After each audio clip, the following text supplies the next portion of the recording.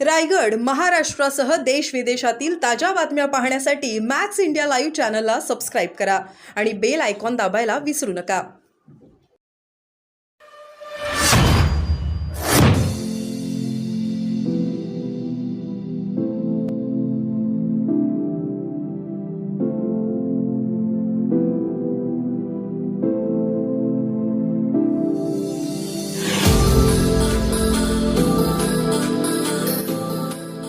काल घाटाची घटना घडली. माझ्या मतदारसंघात झालेली आहे. तुम्ही ट्विट केले सकाळी आणि कालही पुण्यात जी काही समस्या नोंदवण्याच्या अत्याचार हो बस ड्रायव्हरची खाली पुण्यामध्ये आणि महाराष्ट्रामध्ये जो लॉ अँड ऑर्डरचा इश्यू आहे तो सातत्याने रोज खालावतोय. म्हणजे बदलापूरची भयानक घटना झाली, त्याच्यात तुम्ही सगळ्या महाराष्ट्राने नाही देशाने बघितलं की ज्या पद्धतीने ती केस हँडल केली. त्यानंतर रोज तुमच्या सगळ्या चॅनल्सवर आणि वर्तमानपत्रात महिलांवरचे अत्याचार हे रोजच वाढतायत, रोज टीव्हीवर येत आहेत. याचा अर्थ हाच होतो की ज्या वर्दीचा मान सन्मान आपण सगळ्यांनीच जन्मापासून केला. महाराष्ट्राचे पोलीस हा आपला सार्थ अभिमान. देशामध्ये जेव्हा आम्ही पार्लमेंटमध्ये भाषण करतो तेव्हा देशातलं सगळ्यात चांगली पोलीस कुठे असतील तर ते तुमच्या माझ्या महाराष्ट्रात आहेत, हे आम्ही अभिमानाने म्हणतो. मग आज या यंत्रणेला झालंयच काय? पोलीस तर तेच आहेत, पोलीस चांगलेच आहेत.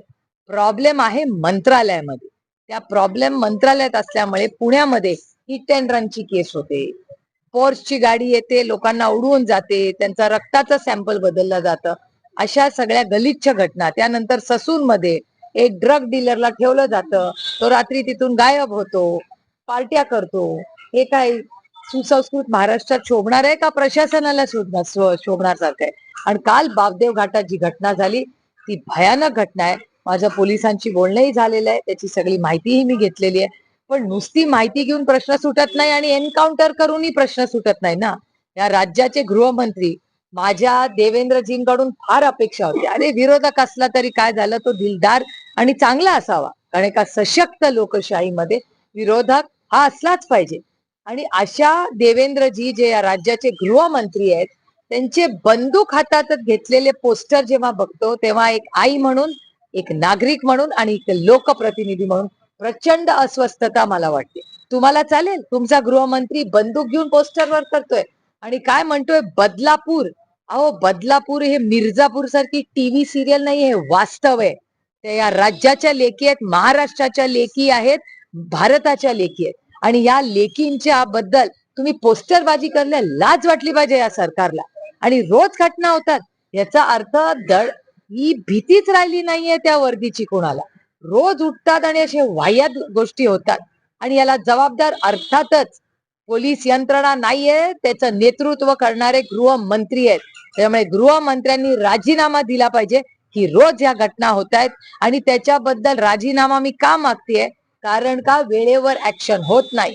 का नाही एखादी घटना अशी गलिच्छ घटना एक तर होई नये, आणि झालीच तर FIR वेळेत करा, फास्ट ट्रॅक कोर्ट मधून न्याय मिळवा आणि चौकामध्ये त्या व्यक्तीला आपल्या सगळ्यांच्या समोर फाशी दिली पाहिजे. हे आम्ही सारखीच मागणी करतोय.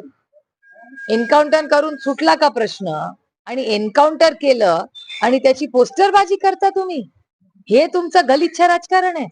एका मुलीवर अन्याय होतो त्याच्यावर तुम्ही घाणेरडं राजकारण करून एकामेकाचे पोस्टर वॉर करता, की क्रेडिट कुणाला गेलं? शिशी, हे मी कधी अनुभवली नाही, कुठल्या राज्यात पाहिलेलंही नाही.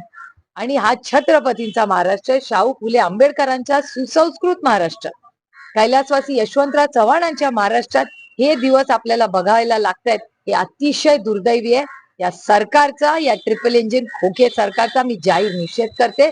आणि महाराष्ट्राच्या गृहमंत्री हे महिला सुरक्षितता मध्ये पूर्णपणे अयशस्वी झाल्याबद्दल त्यांनी नैतिक जबाबदारी म्हणून राजीनामा द्यावा, अशी एक महिला म्हणून, नागरिक म्हणून आणि लोकप्रतिनिधी म्हणून मी मागणी करते. काही हर्षवर्धन पाटलांनी तुतारी हातात घेण्याचा निर्णय घेतला. हर्षवर्धन भाऊंचे आणि आमचे 6 दशकाचे कौटुंबिक संबंध आणि जेव्हा ते भारतीय जनता पक्षात होते तेव्हाही आमचे कौटुंबिक संबंध हे दोन्ही बाजूनी, दोन्ही कुटुंबांनी म्हणजे पाटील आणि पवार कुटुंबांनी 10 वर्ष आम्ही ते जपलेले आहेत. भाऊ आज परत घरी येत आहेत ह्याचा मनापासून आनंद आणि समाधान आहे. काँग्रेसमध्येही होते तेव्हा आम्ही एकत्र अनेक वर्ष अतिशय प्रेमाने विश्वासाच्या नात्याने काम केलेलं आहे. ठीक आहे, काही कारणामुळे काही दुरावा आला मध्ये, पण तो मनाचा दुरावा कधीच नव्हता. तो राजकीय दुरावा होता. कौटुंबिक संबंध आमचे, तुम्ही मागच्याच आठवड्यातलं माझं स्टेटमेंट काढा किंवा माझ्या इलेक्शन मधलंही काढा. हर्षवर्धन भाऊ आणि त्यांच्या कुटुंबाबद्दल माझ्या मनात मी जेव्हापासून जन्माला आले तेव्हा प्रेम आणि आदर कालही होता, आजही आहे आणि उद्याही राहील. काही पण स्थानिक कार्यकर्ते याच्यामुळे नाराज झालेले आहेत असं कळतं. तुम्हालाही काही जण भेटणार नाही, मला आज सकाळी काही भेटून गेले, कारण आता तर प्रवेश झालेला अर्थातच आहे. साहजिक आहे की प्रत्येक कार्यकर्त्याला असं वाटतं की तिकीट आपल्यालाच मिळावं. त्याच्यामुळे साहजिक आहे ना की जेव्हा आपण एखादा प्रवेश कुठल्याही पक्षात घेतला जातो तेव्हा अर्थातच तिथल्या स्थानिक नेत्यांमध्ये अस्वस्थता येणं अतिशय म्हणजे साहजिक आहे आणि तो त्यांचा अधिकार आहे. आणि मग आमचा सगळ्यांचा अधिकारच आहे की त्या स्थानिक नेत्यांची समजूत काढणे, त्यांना वेळ देणे आणि का पक्षाने हा निर्णय घेतला. एकतर अनेक लोक असे त्याच तालुक्यातले आहेत ज्यांचं मार्गदर्शन घेऊनच आम्ही हा निर्णय घेतला होता. हा निर्णय लादलेला नाही. मी स्वतः अनेक मोठ्या इंदापूरच्या, पुणे जिल्ह्याच्या आणि राज्याच्या, आय रिपीट, इंदापूरचे अनेक मोठे नेते, पुणे जिल्ह्याचे अनेक मोठे नेते आणि महाराष्ट्रातले अनेक मोठ्या नेत्यांची चर्चा करूनच हा निर्णय घेतलेला आहे. त्यातून काही कार्यकर्ते जर राहिले असतील, त्यांच्या मनात अस्वस्थता असेल तर त्यांची समजूत करण्याची नैतिक जबाबदारी अर्थातच स्थानिक खासदार म्हणून ही माझी असणार आहे. आणि मी उद्या इंदापूरला जाणार आहे. जमलं तर आजच जाईल, आज वेळ नाही मिळाला तर मी उद्या जाणार. नवीन मानेतीतले जे नेते आहेत त्यांनी सांगितले की 2 दिवसात कार्यकर्त्यांशी याबाबत चर्चा करून पुढचा निर्णय घेतला जाईल, परंतु मी इच्छुक आहे विधानसभा निवडणूक लढवण्यासाठी. अर्थातच लोकशाही आहे. एका सशक्त लोकशाहीमध्ये प्रत्येकाला आपलं मत मांडण्याचा अधिकार आहे आणि अर्थातच ही एका लोकशाहीमध्ये प्रत्येकाला आपलं मत, आपलं तिकीट, आता तुम्हाला वाटलं इंदापूर मधून लढावं, अर्थातच तुम्ही तिकीट मागू शकता आमच्याकडे किंवा कुठेही आणि तुम्ही इलेक्शन लढू शकता, त्याच्यात गैर काय.